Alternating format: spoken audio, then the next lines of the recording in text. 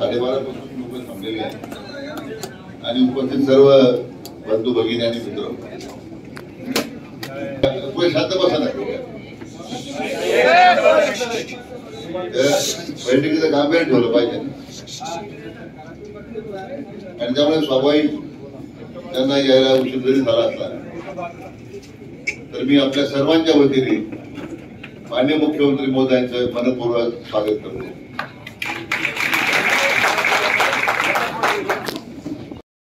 आहे असे अनेक जे जे तिथं पदाधिकारी त्यांना सगळ्यांना बोलवून काढायला दिवशी म्हणजे मग मोठे काही 100-200 लोक येतील काय अडचण नाही. त्यातून मला वाटतं प्रचाराची आता खऱ्या अर्थाने सुरुवात केली पाहिजे. वेळ राहिलेली नाही.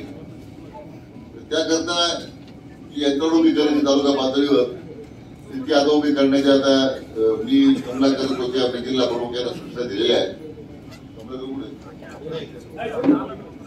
ऐकू तू काय बोलतो तिथं काय व्हायचं तू बरं म्हणतात मला माहिती नाही. लोखंडे साहेबांनी सांगितलं सांगतो काय काय झालं ते अडचण नाही काही. अरे जबाबदारी मी घेतली तुम्ही काय चिंता करू नका.